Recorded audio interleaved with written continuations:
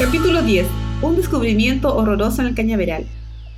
La mañana siguiente que ella arribó al río Batú, Naila se dedicó a colocar la segunda parte del techo que faltaba. Mientras trabajaba, constantemente miraba hacia el río para poder ver si pasaba una canoa con algunos ocupantes que pudieran verla, aunque tenía muy claro que Malak había puesto muchas señales de que nadie podía llegar a ese lugar. Por lo tanto, los hombres podían pasar y ni siquiera poner su mirada en ese arrozal abandonado. Además, su piel bronceada y su pollerita tejida con color castaño la hacían confundirse rápidamente con la vegetación. Después de haber hecho el trabajo del techo con su última hoja de palma, la niña se dirigió hacia el río. Había visto que el río había bajado, pero también había pensado que ya se veían bancos de arena, que sería muy bueno poder estar allí constantemente para que alguien pudiera verle, hacer señales o escuchar sus gritos. Mientras hacía todo este trabajo de poder de un lugar a otro para poder buscar cómo se protegía durante la noche, ella siempre estaba atemorizada porque sabía que iba pasando por las estacas, por las piedras que Malik había dejado en cada uno de esos lugares del arrozal. También ella se dio cuenta que el agua había bajado, el caudal estaba distinto y pensó que producto de la estación de mucha lluvia ya los árboles de la selva estaban dando sus frutos. Había encontrado algunos plátanos que estaban verdes, pero sí sabía que si trepaba algunos árboles podría encontrar frutos para poder comer. Por lo tanto, trató de seguir la corriente del río Batú para poder encontrar árboles frutales. Se daba cuenta que le hacía falta un canasto, pero no había canasto por ninguna parte de la vieja choza de Malik. Así que se dirigió llevando su pollera como un elemento para poder cargar lo que encontrara. Encontró mucha fruta que había crecido en la parte alta de los árboles. Trepó y llenó su ropa, su pollerita con mucha comida llamada rompotán, muy rica y ella la encontraba muy sabrosa. Hizo 4 viajes desde el árbol hasta su choza para poder tener provisiones si algo pasaba. Luego, segura de que estaba lista para comer fruta por muchos días, saboreó alguna de esas comidas sentada allí en la soledad de ese arrozal abandonado. Al día siguiente, cuando Naila iba a bañarse, pensó que si llegaba a la desembocadura del río, podría también nuevamente ser vista por algún ocupante de una embarcación que pasara por el Tataú. Mientras se hallaba de pie sobre una roca chata, ella escuchó gritos, ruidos que eran familiares. Lamentablemente eran gritos de personas que estaban cazando, pero como gritaban tanto y hacían que los remos chocaran en el agua del río, era imposible que pudieran escuchar sus gritos. Ella pensó, ¿y si me voy nadando? ¿Y si voy trepando entre las rocas? Finalmente ella buscaba una u otra forma para que alguien pudiera verla. Era increíble, pero nadie quería mirar hacia el arrozal. En el río y a una buena distancia distinguió varias canoas, que eran las personas que ella conocía probablemente por las siluetas, guerreros que estaban allí buscándola probablemente, pensó ella, pero nadie se dio lugar para mirar hacia donde ella estaba. Así que un poco desanimada tomó las orugas que había guardado días anteriores en las hojas de plátano para poder desayunar y alimentarse con ellos. Cuando se acercaba la tercera noche de su permanencia en soledad en la casa choza que había encontrado abandonada, Naila miró con mucho interés las palmas. Tendré que comerme esta comida que no me gusta mucho, sagú, pero sí podré estar un poco más fortalecida si tengo que enfrentar dificultades en esta selva abandonada. Al 5.º día de su llegada al arrozal abandonado, en la curva del río Batú, Naila se levantó temprano. Después de haber pasado la noche en vela, no había dormido mucho. A pesar de que ya tenía hambre, había comido algunas frutas, pero no era lo mismo. Aún tenía mucho apetito. Así que con ganas de encontrar un alimento diferente, se dirigió al arroyo para tomar su baño matutino. Miró para todos lados para ver si el cocodrilo blanco esta vez estaba por alrededor. Pero esa mañana no apareció ningún cocodrilo y Naila regresó a su choza sintiendo más que nunca el peso de la soledad. Si debo vivir aquí por mucho tiempo, podría hacer algunos recipientes de bambú para que así no vaya todos los días al río y pueda yo traer agüita en los canastos que mi mamá me enseñó a hacer, dijo en voz alta. Así que comenzó a ver alrededor, se dio cuenta que había muchas cañas que podía cortar con el cuchillo que también había encontrado y que había afilado con las piedras. Había visto desde lo lejos un gran monte de bambú, altísimo, cerca del río, pero se hallaba junto al banco de arena prohibido. Por lo tanto, ella comenzó a preguntarse si era verdad el tabú que había puesto Malik en ese lugar. Después se dio cuenta mientras meditaba a largo rato y llegó a la conclusión de que esas cañas de bambú no tenían nada que ver con el tabú que había puesto el brujo Malik. Por lo tanto, ella se abrió paso entre la hierba, fue cortando, era una hierba que le llegaba a su cintura y llegó entonces hasta el lugar para encontrar bambú y comenzar a hacer sus recipientes de agua. Los bambú estaban muy buenos, estaban verdes, estaban cambiando otros de color, pero también se dio cuenta que si traía otros bambú más gruesos, podría hacerse un pequeño piso en su choza. Así que comenzó a arrojar algunos y comenzó a partirlos por la mitad para poder comenzar a secarlos y poder trabajar con ellos. Las cañas las tomó y las llevó a la orilla del río para poder remojarlas como le había enseñado su mamá. Por lo tanto, puso algunas piedras sobre ellas para que en unos cuantos días ya pudiera trabajarlo con sus manos y construir sus canastos para traer agua y alimentos y también hacer mejoras en su pequeña choza. Una vez más, Naila con todos estos planes se dirigió al monte de bambú para buscar más hierbas y poder traer más bambú hacia su choza. Había brotes de todas las edades, algunos más viejos, más gruesos, pero todos se le podían servir si ella los escogía con mucho cuidado. En ese lugar del monte de bambú que estaba allá a lo lejos, cerca del banco de arena, yacía un viejo tronco y brotes nuevos habían enredados a su alrededor de él. Ese tronco debía hallarse allí desde mucho tiempo, pensó Naila. Naila subió sobre el tronco, pero se resbaló y cayó y quedó con uno de sus brazos cruzados sobre él. ¿Qué? El tronco era un ser viviente. Naila no gritó, no hizo ningún movimiento apresurado. Tan grande el temor que la asaltó que parecía que avanzaba con lentitud desesperante en dirección a su choza. No quería ni respirar, sus pies volaban sobre el áspero suelo. Naila corría sin hacer ningún sonido. Hubiera preferido morir en silencio antes que despertar ese día terrible en ese tronco que parece que estaba vivo. Trepó hasta su choza, subió las escaleras y se ocultó en el rincón más oscuro. Por fin recuperó el ánimo, recuperó el aliento y llegó a la tranquilidad y pudo pensar con más calma. Este era un nuevo problema. Se trataba de una gran serpiente. Ella las conocía, había escuchado hablar que el pueblo encontraba esas serpientes en pantanos y pasaba mucho tiempo allí. Naila sabía que una serpiente como esa puede matar a un animal, lo puede abrazar con todo su cuerpo, triturarlo, luego lo envuelve en barro y se lo traga. Si ese animal era grande, la serpiente podría estar tragándolo durante muchos días, incluso durante meses, pero a medida que pasaban los días y los meses, ese alimento iba siendo digerido y pronto la serpiente despertaría y comenzaría a buscar nuevas víctimas y nuevas presas. Claro, ese tronco viviente que ahora era una serpiente se daba cuenta que tenía mucho tiempo allí porque alrededor habían crecido plantas enredaderas que habían un poco cubierto el cuerpo de esa serpiente. «Oh, Padre mío», gimió Naila ansiosamente, «oh, Padre, moriré en la boca de esa gran serpiente». Pero en ese momento las palabras del canto de Puyi, el maestro, volvieron a iluminar su mente. «Dios hizo la serpiente», se dijo pensativa. «Si Dios hizo la serpiente y Dios está aquí, estoy segura, estoy segura». Naila tenía mucho conocimiento de los animales salvajes de la zona.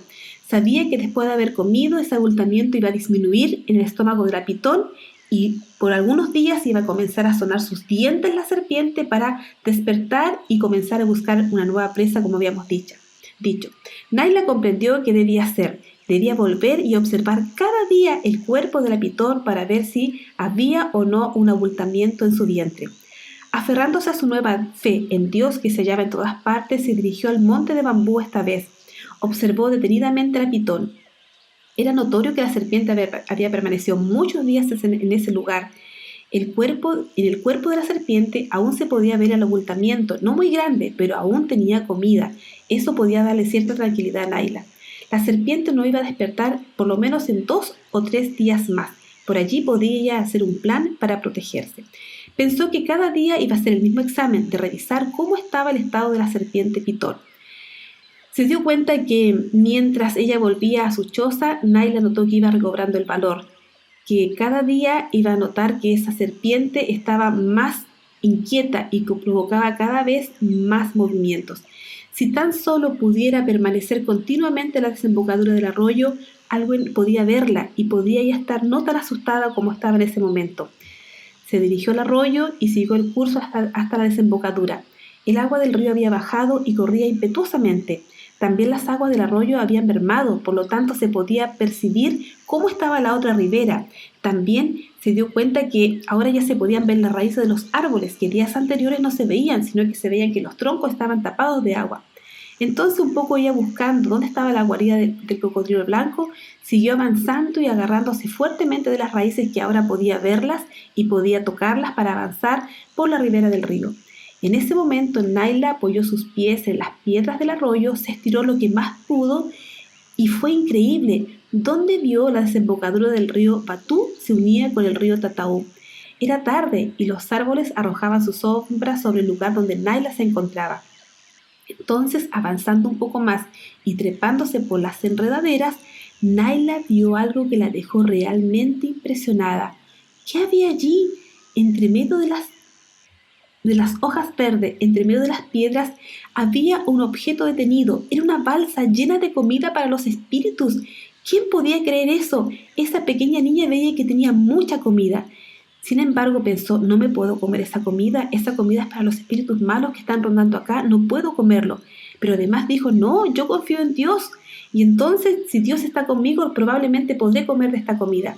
Entonces ella astutamente comenzó a tomar todo el alimento que estaba en la balsa y comenzó a llevarlo a su choza. Hizo muchos viajes y a pesar de que tenía mucha hambre, esperó hasta llevar la última porción de comida para poder alimentarse en su choza. A pesar de que en su mente le afloraban los pensamientos de que no debía comer comida que fuera dedicada a los espíritus, ella se daba cuenta de que ella no era un espíritu, ella era una niña que estaba allí tratando de sobrevivir en una selva que estaba muy desolada. También se daba cuenta que Dios podía tener un plan para ella y que Dios era más grande que todos los espíritus que Malik le había enseñado que eran muy dañinos y muy vengativos. Prestó atención y a pesar de que ella decía yo no soy un espíritu, esperaba encontrar respuesta en la selva, pero nada sucedió. Por lo tanto se dio cuenta que estaba muy sola y que solamente escuchaba el zumbido de los insectos que danzaban cerca del sol y cerca de su cuerpo. Sacó entonces todos los alimentos y se dio cuenta que iban a ser muy ricos, que eran comidas que se comían en distintas aldeas y que de una u otra forma ella los iba a degustar. Entonces ya cuando el sol declinaba, ella entró a su choza, puso la comida en un lugar resguardada y comenzó a comer y se dispuso prontamente a dormir. Recuerden que también en su mente estaba la preocupación de la serpiente Pitón, que en algún momento ella iba a despertar en medio del monte de bambú. Bueno, al dormirse, ella pudo descansar y también ella pudo saber que Dios la cuidaba y cada noche ella pedía al Dios de Puyi para que la pudiera cuidar porque ella entendía que Dios estaba en todas partes y sentía que algo en todas formas la protegía. A la mañana siguiente, cuando ella se despertó, nuevamente hizo aseo en el arroyo, comió las cosas ricas que habían encontrado para los espíritus y que había llevado a su choza, y entonces ahora era tiempo de poder ir a ver cómo estaba en el monte de bambú la serpiente. Ahora se dio cuenta que tenía que tener valor y fue a mirar cómo estaba, pero todavía parecía que el reptil no despertaba y tampoco al día siguiente, así que Naila partió con cierta tranquilidad y se dedicó a construir sus canastos y a preparar el piso para su choza de bambú. Mientras ella daba vuelta a las cañas y iba cortándolas una por una, se comenzó a dar cuenta que probablemente tendría que buscar un plan de poder resguardarse si la pitón se amanecía el día siguiente y comenzaba a caminar y a pasearse, a deslizarse, a desplazarse entre la hierba que estaba entre el banco de arena de bambú y también su choza. Por lo tanto, allí ella tenía que ver qué pasaba si la serpiente llegaba a visitarla y un día ella no estaba preparada para poder buscar un plan para poder salvarse y no morir atrapada en la boca de esa serpiente pitón. Finalmente llegó el día en que Naila fue a examinar a Pitón.